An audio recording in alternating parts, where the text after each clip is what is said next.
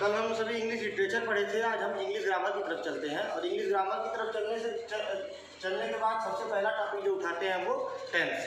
Tense हमेशा से ही विद्यार्थियों के लिए एक बहुत ही जटिल टॉपिक रहता है, क्योंकि विद्यार्थी हमेशा से ही रटने वाली व्यवस्था को अभी तक त्याग नहीं पाए हैं। तो आज हम टेंस को बहुत बारीकी से समझेंगे, उसकी जड़ तक जाने का प्रयास करेंगे।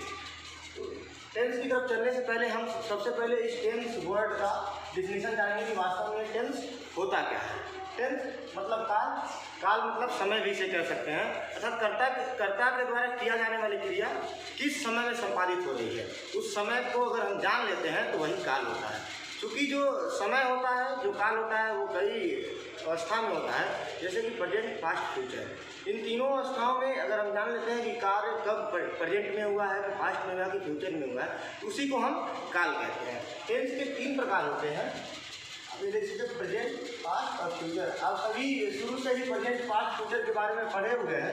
बहुत हमें विस्तृत से ये नहीं बताना पड़ेगा कि प्रेजेंट टेंस और प्रेजेंट टेंस, पास्ट टेंस और फ्यूचर टेंस वास्तव में होते क्या है, क्योंकि ये सब बेसिक चीज़ें हैं और एक विद्यार्थी क्लास 1 से ही प्रेजेंट, पास्ट, फ्यूचर के बारे में जानता है। लेकिन ये प्रेजेंट के नीचे टेंस भी जाने से ज़रूर आपको कुछ कन्फ्यूजन होंगे, लेकिन ये बेसिक चीज़ें हैं, आपको निश्चित तौर पे मालूम होंगे।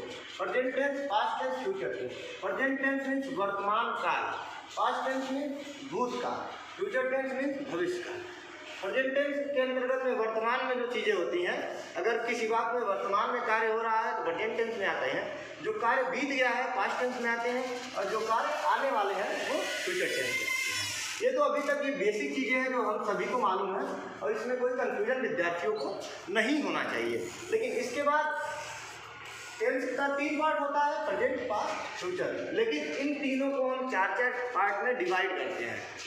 इन तीनों टेंसों को हम 4-4 पार्ट में डिवाइड करते हैं ताकि हम क्लियरली जान पाएँ कि वास्तव में जो ये ट्रांसलेशन या जो वाक्य दिया गया है, इन तीनों काल में से कौन से काल का है और इन तीनों काल के बाद उनके कौन से प्रकार का ये ट्रांसलेशन है।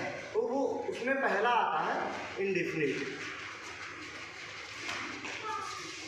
इंडिफिनिट, इंडिफिनिट मीन्स होता है अनिश्चित। जो पहला काइंड है इसका, ये तीनों में ये करेगा। ऐसा नहीं है कि सिर्फ प्रेजेंट है, प्रेजेंट, पास्ट, फ्यूचर। ये ऊपर वाला प्रेजेंट को उठाएंगे और नीचे ऐसे आके यहाँ पे सबमिट करेंगे तो ये ऐसे बनेगा। यानी present indefinite tense, past indefinite tense और फ्यूचर इंडिफिनिट टेंस। मतलब ये तीनों के जो काइंड्स हैं चारों, वो सेम होंगे। इंडिफिनिट मीन्स अनिश्चित होता है। अब ये आप सोचेंगे कि प्रेजेंट मीन्स वर्तमान होता है और इंडिफिनिट मीन्स अनिश्चित होता है। अब ये कैसा समस्या आ गया। देखिए, इंडिफिनिट का मतलब अनिश्चित होता है। इसमें इस प्रकार के ट्रांसलेशन में एक ऐसा वाक्य आपको दिया जाएगा जिसमें न काम के चालू होने का समय मालूम रहेगा, न काम कब तक चालू रहेगा, ये आपको मालूम पड़ेगा। जैसे कि मैं फुटबॉल खेलता हूँ, मैं फुटबॉल खेलता हूँ। ये ट्रांसलेशन आपके सामने है, मैं फुटबॉल खेलता हूँ। अब मैं फुटबॉल खेलता हूँ, इसमें ना ही काम के स्टार्टिंग पॉइंट दिया गया है और ना काम कितना देर, कार्य कितना देर चलेगा उसका समय दिया गया है। मैं फुटबॉल खेलता हूँ, कब तक खेलूँगा, कब से खेलूँगा, कोई भी इसका जिक्र नहीं किया गया है। इसी को कहते हैं इंडिफिनिट। मतलब कि इस प्रकार के टेंस में ऐसे कार्य का बोध होता है जिसमें काम के ना ही स्टार्टिंग पॉइंट दिया रहता है, ना ही काम में कितना समय लगेगा इसका जिक्र किया जाता है, वही इंडिफिनिट होता है। इंडिफिनिट की पहचान होती है हमेशा से ही, जहाँ भी इंडिफिनिट रहेगा उसके लास्ट वाक्य के लास्ट जो वर्ड है उसके पहले, ठीक है ना, ता, ते, ती में से कोई एक होगा। जहाँ कोई भी सेंटेंस में ता, ते, ती में से कोई एक होगा तो आप समझ जाएंगे कि ये इंडिफिनिट है। ठीक है, जिस वाक्य के लास्ट वर्ड से एक वर्ड पहले, लास्ट वर्ड से एक वर्ड पहले ता, ते, ती में से कोई एक होगा तो आप समझ जाएंगे कि इंडिफिनिट है। और ये लास्ट वर्ड में है, हो में से कोई एक है तो आप समझ जाएंगे कि ये प्रेजेंट है। मतलब ये इंडिफिनिट का साइन है और ये जो है, हो में से कोई एक होगा, ये साइन है प्रेजेंट है। यानी कि जहाँ कहीं भी आपको ये है हूँ में से कोई एक मिलेगा तो आप समझ जाएंगे कि ये प्रेजेंट का साइन है, और ती में से कोई एक मिलेगा तो आप समझ जाएंगे कि ये इंडेफिनिट का साइन है। तो आप ये क्लियर हो जाएंगे कि ये प्रेजेंट इंडेफिनिट है। इसके बाद आप वाक्य में भी देखेंगे कि इसमें ना ही काम के शुरू होने का समय पता है और ना ही कार्य में कितना समय लगेगा, ये क्लियर है। तो अर्थात ये प्रेजेंट इंडेफिनिट टेंस के अंतर्गत आएगा।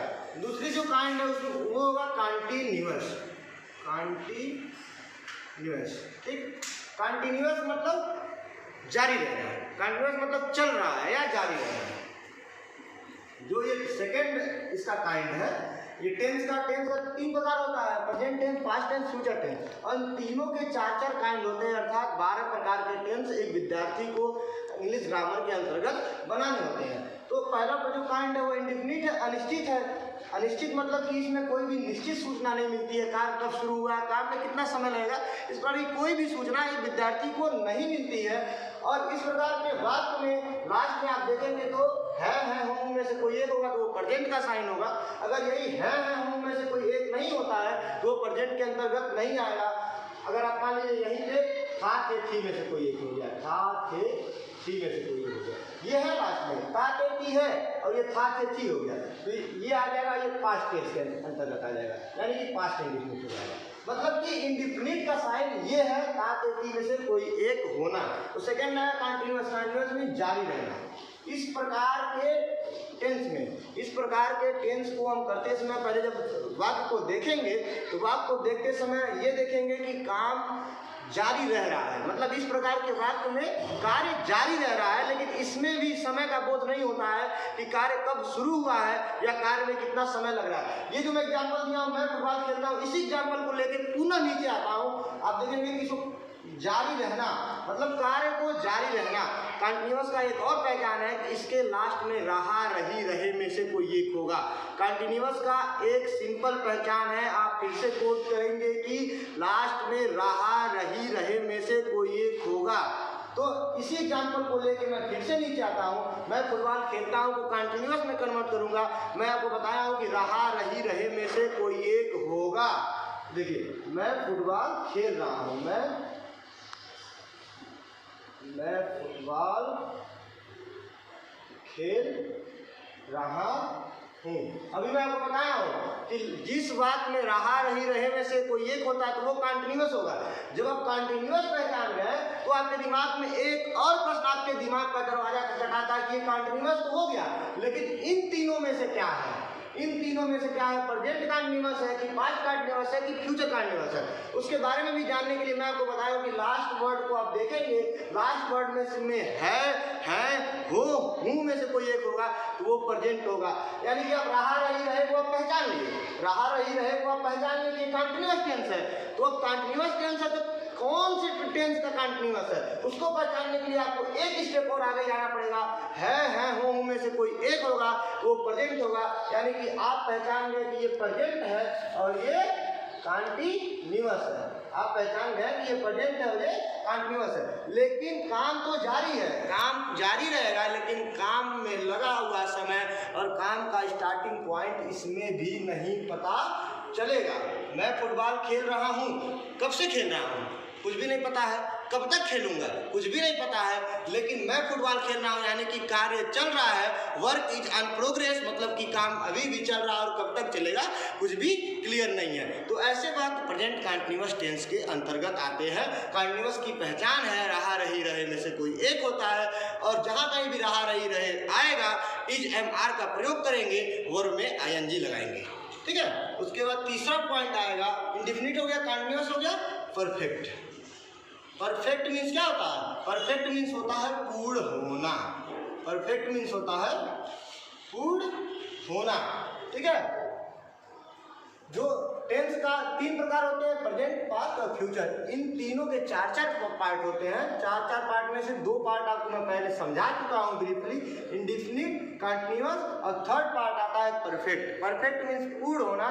इसके अंतर्गत ऐसे वाक्य आएंगे जिसमें कोई कार्य पूरी तरह से पूर्ण हो चुका होगा, मतलब कि परफेक्ट का पहचान यही है कि इस वाक्य के अंतर्गत इस टेंस के अंतर्गत ऐसे वाक्य आएंगे जिसमें कोई कार्य पूरी तरह से पूर्ण हो चुकेगा। यही एग्जाम्पल जो मैं ऊपर लेके गया हूँ, मैं फुटबॉल खेलता हूँ, मैं फुटबॉल खेल रहा हूँ, इसी को मैं लेके फिर से नीचे आऊँगा तो परफेक्ट टेंस में इसको कैसे बनाएंगे। लेकिन उसके पहले हम जान जाएंगे परफेक्ट की और बेसिक पहचान क्या होती है। एक पहचान तो इसमें काम पूरी तरह से पूर्ण हो चुका होगा, लेकिन सेकंड पहचान अगर दूसरा रास्ता भी आपको खोजना हो एक विद्यार्थी के तौर पे, तो आप कैसे जानेंगे कि ये प्रेजेंट परफेक्ट टेंस है। पूरी तरह से 100% श्योर होना भी बहुत ही आवश्यक है। तो उसके लिए आप फिर से वाक्य के लास्ट में जाएंगे, वहाँ पे आप प्रेजेंट, पास्ट और फ्यूचर की पहचान पा लेंगे। उसके पहले आएंगे तो वहाँ पर रहेगा चुका, चुके, चुकी, लिया, दिया, किया।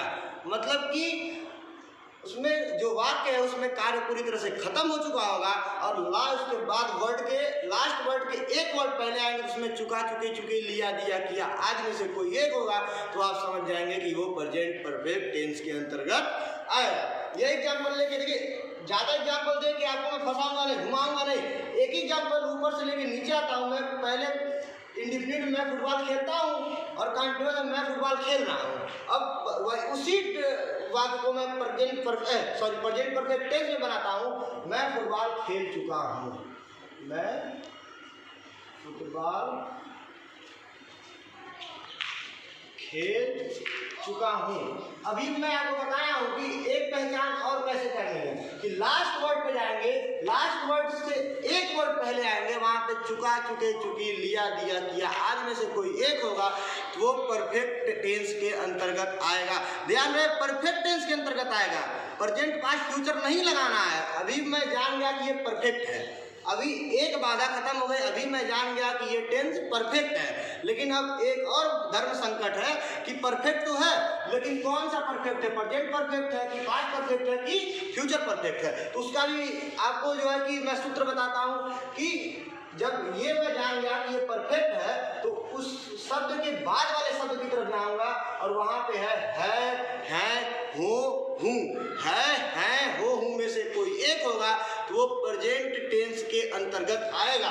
यहाँ पे क्या है, हूँ, है, हो में से कोई एक होगा तो प्रेजेंट टेंस के अंतर्गत आएगा। तो यहाँ पे हमको पता चल गया हूँ है, हूँ मतलब प्रेजेंट टेंस के अंतर्गत आ गया, तो ये प्रेजेंट टेंस हो गया। हूँ के पहले चुका, चुके, चुकी, लिया, दिया, किया में से एक होगा तो ये परफेक्ट टेंस के अंतर्गत आ गया।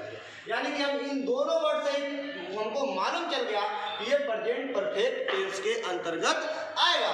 फिर हम इस वाक्य को देखेंगे, इस सेंटेंस को देखेंगे तो उसमें पाएंगे मैं फुटबॉल खेल चुका हूँ, यानी कि कार्य पूरी तरह से खत्म हो रहा है। मैं फुटबॉल खेल चुका हूँ मतलब कि कार्य पूरी तरह से खत्म हो रहा है, तो ये प्रेजेंट परफेक्ट टेंस के अंतर्गत आएगा।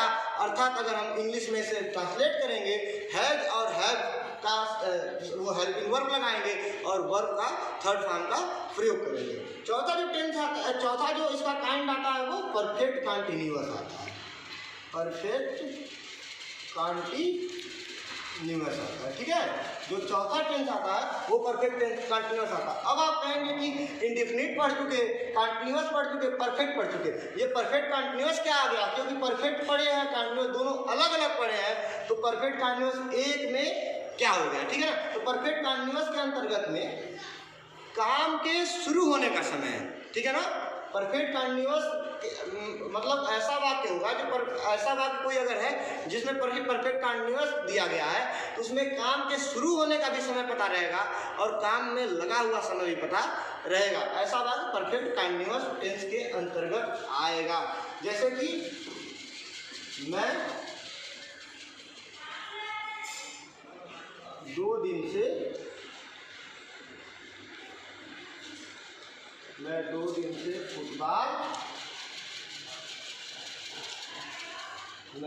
फुटबॉल खेल रहा हूँ, ठीक है। मैं 2 दिन से फुटबॉल खेल रहा हूँ, ठीक है।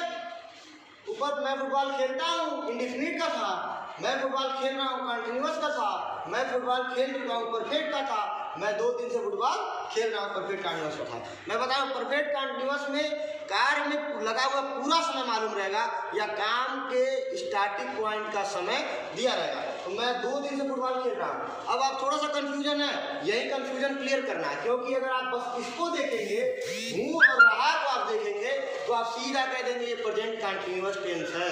तो सिर्फ इसको ही नहीं देखना, इससे तो पता चल रहा है कि प्रेजेंट है वो में से पता चल रहा है प्रेजेंट है, और रहा रही रहे से ही पता चल रहा है कंटिन्यूअस है। लेकिन इसमें समय दिया गया है, आपका प्रेजेंट कंटिन्यूअस में कोई समय नहीं दिया गया था, लेकिन प्रेजेंट परफेक्ट कंटिन्यूअस में समय दिया रहेगा 2 दिन से, 1990 से, 1996 से, 3 महीने से, 10 महीने से। मतलब परफेक्ट कंटिन्यूअस के अंतर्गत जो भी सेंटेंस होंगे उसमें समय दिया रहेगा।